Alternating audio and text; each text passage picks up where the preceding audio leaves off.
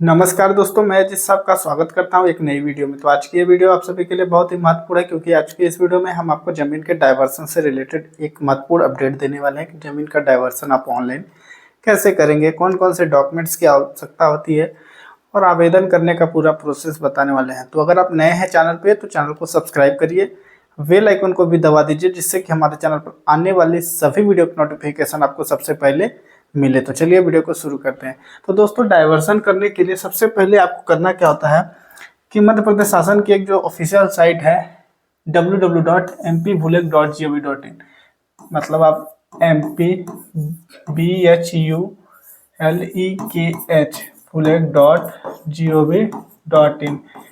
ये official site है। इसको आप ओपन करिएगा, आपको लिंक डिस्क्रिप्शन में भी मिल जाएगा। अब जब जैसे ही इस साइट को ओपन करेंगे तो आपके सामने सबसे पहले इस तरीके का ऑफिशियल इंटरफेस शो होता है। अब देखिए, डाइवर्सन करने के लिए आपको करना क्या होता है। सबसे पहले आपकी एक यूज़र आईडी होनी चाहिए एमपी भूलेक पोर्टल पे। तो एमपी भूलेक पोर्टल देखिए सिटीजन यूजर्स के लिए भी है और जो डिपार्टमेंटल यूजर्स हैं उनके लिए भी है। सिटीजन यूजर्स के लिए register as us public user, आपको इस पर क्लिक करना है। तो इस पर क्लिक करके आप अपनी यूज़र आईडी क्रिएट कर लीजिएगा। यूज़र आईडी जैसे ही क्रिएट करेंगे तो यहाँ पे अपनी यूज़र आईडी, जैसे यूज़र आईडी जो फिलअप करेंगे तो उसके अकॉर्डिंग यहाँ पे डिपार्टमेंट लेता है। तो नॉर्मल यूजर्स जो होते हैं वो पब्लिक यूजर्स आता है, तो यहाँ पे पब्लिक यूजर्स आ जाएगा। ठीक है, आप जो पासवर्ड क्रिएट करेंगे वो पासवर्ड फिलअप करेंगे, कैप्चा कोड यहाँ पे फिलअप करके सबमिट कर देना है। जैसे ही इतना आप करते हैं तो आपके सामने इस तरीके का इंटरफेस होगा। देखिए, आप जिसके नाम से भी यूज़र आईडी होगी वेलकम, उसकी यूज़र आईडी, और डिपार्टमेंटल होगा तो डिपार्टमेंटल, पब्लिक यूज़र होगा तो पब्लिक यूज़र, और लॉग आउट करने का ऑप्शन मिलेगा। वॉलेट में जो भी अमाउंट होगा तो वो देखने को मिलेगा। देखिएगा यहाँ पे भू अभिलेख प्रतिलिपि डाउनलोड कर लें, भू अभिलेख प्रतिलिपि, अनापत्ति और भू अधिकार पुस्तिका, ऋण पुस्तिका, ये भू अधिकार अभिलेख जो होता है, भू अधिकार पुस्तिका, और जो डॉक्यूमेंट स्कैन कॉपी है, उन सभी का ऑप्शन मिल जाएगा। यहाँ पे देखिएगा एक विशेष रूप से ऑप्शन मिलेगा व्युत्पन्न सूचना, जिसको डाइवर्सन इंटीमेशन का एक ऑप्शन मिलेगा। आपको इस वाले ऑप्शन पे क्लिक करना है। जैसे इस पे क्लिक करेंगे तो आपके सामने इस तरीके का इंस्टेंट आपको एक एप्लीकेशन करने से पहले क्या क्या चाहिए और एक वैधानिक सूचना में आर्टिकल से संबंधित मिलेगा। चूंकि मध्य प्रदेश शासन के द्वारा 2018 में एक संशोधन अमेंडमेंट किया गया था डाइवर्सन के रूल्स से रिलेटेड। जैसे कि यहाँ पे आप देख सकते हैं, उसमें लिखा हुआ है कि व्युत्पन्न की सूचना के पूर्व मेरे द्वारा भू राजस्व संहिता, जिसमें जो मध्य प्रदेश शासन का नियम है 2018 को भली भांति जाना पहचाना गया है। ठीक है, और अब आवेदन करने से पहले आपके पास क्या क्या होना चाहिए। तो आवेदक की पहचान प्रमाण पत्र में आईडी प्रूफ में PAN card, Aadhaar card, driving licence, voter ID, कोई भी एक वैध आईडी प्रूफ। अगर कोई व्यक्ति पीओ होल्डर है, PO power of attorney, PO, तो उस केस में पावर ऑफ अटॉर्नी की रिक्वायरमेंट है। सह खातेदार है तो उसमें सहमति यदि आवश्यक हो तो व्युत्पत्ति भूभाग का हेक्टेयर। तो ये आपको एक विशेष चीज बताया जा रहा है। आपको यहाँ पे इस पे क्लिक करना है और जमा करे वाले ऑप्शन पे क्लिक करना है। जैसे ही आप जमा करे वाले ऑप्शन पे क्लिक करेंगे इस तरीके का ऑप्शन मिलेगा, नवीन व्युत्पत्ति, मतलब नया आवेदन। नए आवेदन के लिए इस तरीके का इंटरफेस होगा। जितने आवेदन आपने किए हैं उसका, जैसे जब आप यहाँ से जिला, तहसील, गांव, खसरा या भूस्वामी या खाता संख्या के अनुसार डिटेल्स को सेलेक्ट कर लेते हैं, उसके बाद आपने एक आईडी नंबर वगैरह और आईडी को अपलोड करने के बाद जब थोड़ा होल्ड कर देंगे तो वो लंबी सूचना में चला जाएगा। और जो लंबी सूचना में जो सूचना प्रपत्र होता है उसको अपलोड करेंगे तो भेजे गए आवेदन में चला जाएगा। और अगर किसी प्रकार का कोई भी अपडेट, जैसे और उसमें फीस वगैरह से रिलेटेड अगर एसडीएफ के द्वारा कोई रिमार्क किया जाता है तो संशोधन भुगतान में अगर एडिशनल फीस पेमेंट करने के लिए आ रहा है तो रिजेक्ट, हालांकि मैक्सिमम केस में रिजेक्ट नहीं होता है, 99% आवेदन अप्रूव हो जाते हैं, और निराकरण प्रथम चरण में जब अप्रूव हो जाएगा तो इस पर आ जाएगा।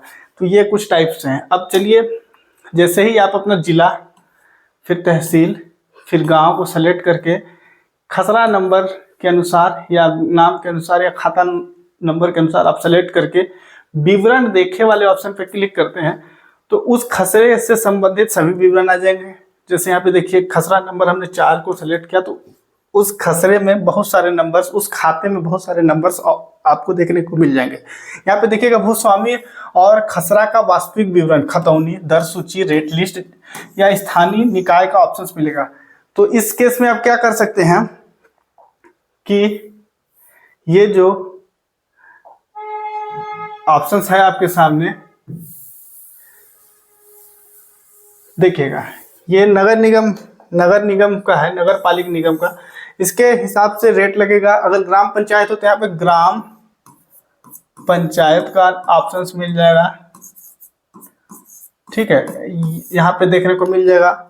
और जो भूस्वामी है वर्तमान में उसका नाम, उसके पिता का नाम और उसका पता से संबंधित डिटेल्स मिल जाएगा। अब देखिएगा, एक खाते में बहुत सारे नंबर्स होते हैं, कई बार एक सिंगल खाता सिंगल नंबर का होता है, बहुत सारे नंबरों का भी एक नंबर होता है।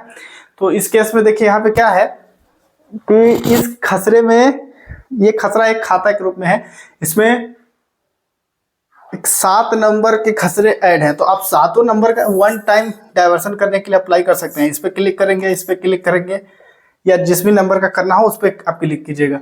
तो ये इस तरीके का डिटेल्स आएगा। फिर आपको करना क्या है, उस खसरे नंबर को सेलेक्ट कर लिए आपने। सेलेक्ट करने को देखिए खसरा संख्या 4 को हमने सेलेक्ट किया, उसका टोटल वर्ग मीटर में आएगा।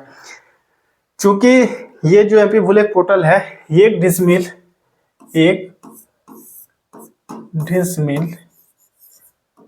बराबर 40 वर्ग मीटर ऐड करता है। देखिए खसरे का क्षेत्रफल 970 वर्ग मीटर, 970 वर्ग मीटर। अगर हम पीछे चलें तो 490 में हेक्टेयर में कितना लिखा हुआ है, 0.0970 हेक्टेयर, हेक्टेयर में इतना लिखा हुआ है, और 970 मीटर लिखा हुआ है, वर्ग मीटर।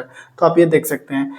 तो जो भी क्षेत्र होगा वो 40 के हिसाब से चलेगा। यहाँ पे देखिएगा 970 अभी वर्तमान में कृषि प्रयोजन के लिए है। और अगर कई बार क्या होता है, व्यवसायिक कराने के बाद अब व्यवसायिक के रूप में नहीं किया जा रहा तो उसको आप आवासीय करेंगे, तो जो भी वर्तमान पर्पस होगा वो आएगा, ठीक है ना। अब विपवर्तन का प्रकार, किस प्रकार के लिए, किस उद्देश्य के लिए आप कर रहे हैं, अन्य उद्देश्य, आवासीय, औद्योगिक एवं खनन, कृषि, पूर्त, व्यवसायिक, शैक्षणिक, जो भी आप यहाँ से सेलेक्ट करेंगे। जैसे व्यवसायिक अगर सेलेक्ट करें तो व्यवसायिक के हिसाब से वो चार्ज आएगा। तो यहाँ पे देखिएगा, ये जो टोटल एरिया है, यहाँ का जो टोटल एरिया,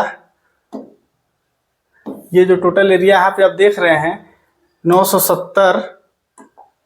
970 वर्ग मीटर, ये ऑटोमेटिक यहाँ पे फिल रहेगा। इसको आप चेंज नहीं कर सकते, यहाँ पे आप एडिट कर सकते हैं। जितना भी रकबे का आप डाइवर्सन करना चाहते हैं, जैसे 0.0970 का ये टोटल एरिया 970 स्क्वायर वर्ग मीटर ले रहा है, तो उस केस में आप 970 वर्ग मीटर का ना करके 10, 20, 50, 40 जितने या 100, 200 जितने वर्ग मीटर का करना चाहते हैं उतने का आप यहाँ से फिल कर सकते हैं, यहाँ से।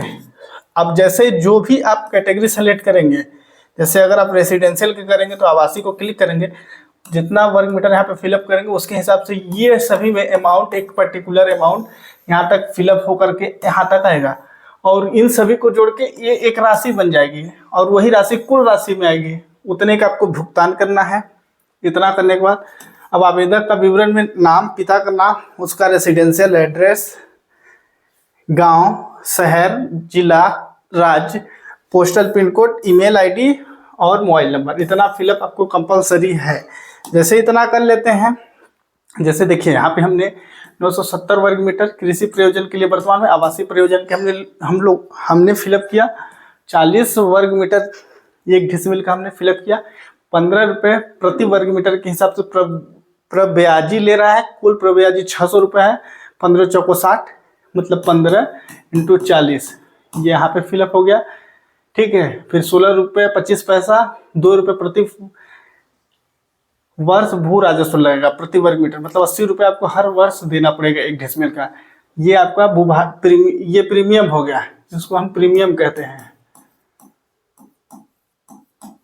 प्रीमियम राशि। और ये भूभाटक होता है, ठीक है। और ये खसरे नक्शे का चार्ज होता है। ये टोटल 742 रुपये 1 डिसमिल का, 750 रुपये लगेगा, ठीक है।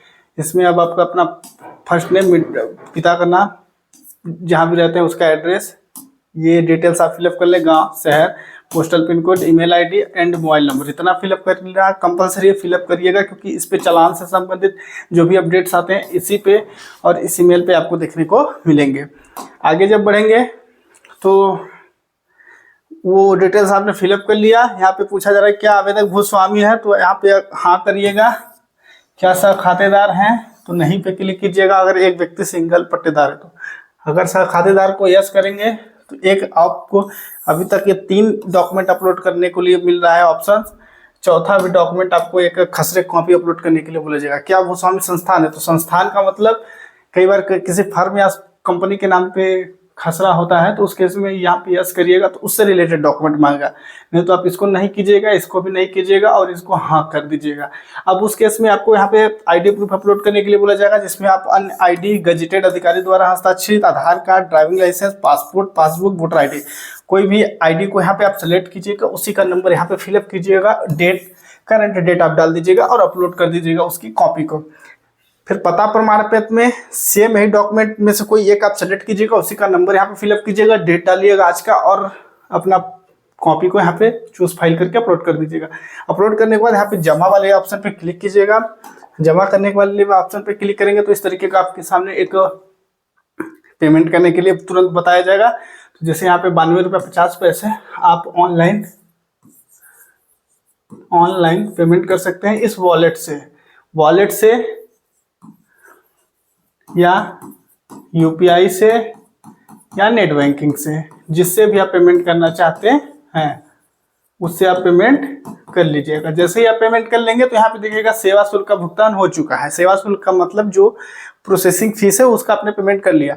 अब आपके सामने विवर्तन शुल्क का भुगतान, सेवा शुल्क एक 100 रुपये, जैसे 92.50 लगा। अब उसके बाद वो चीज़ अब आपके सामने यहाँ पे आ गया, क्या खसरा नंबर आ गया, खसरे का क्षेत्रफल कितना आपने सेलेक्ट किया है, किस पर्पस के लिए, कितना हेक्टेयर से कितना वर्ग मीटर में आप जा रहे हैं, कितनी राशि को अब आपको चालान के माध्यम से पेमेंट करना है। तो इसके लिए आप यहाँ पे टर्म्स एंड कंडीशन देखने को मिलेगा। I accept all terms and condition को आप हाईलाइटेड है तो आप उसको पढ़ना चाहते हो तो पढ़ सकते हैं। तो टर्म्स एंड कंडीशन को पढ़ने की बहुत जरूरी नहीं है। आप यहाँ पे इसको क्लिक करिएगा और भुगतान करने वाले ऑप्शन पे आइएगा। भुगतान करने वाले ऑप्शन पे आइएगा तो इस तरीके का आपसे एक फॉर्म फिलअप हुआ देखने को मिलेगा, जो कि आपको ट्रेजरी के साइट पे ले जाएगा। एमपी की जो ट्रेजरी है उस साइट पे, वहाँ पे आपका ये ऑटो फिल रहेगा। नीचे आइएगा, अमाउंट देखने को मिल जाएगा। यहाँ पे देखिएगा बैंक नेम सेलेक्ट करने का ऑप्शन मिलेगा। बहुत सारे बैंकों का लिस्ट आपको देखने को मिल जाएगा।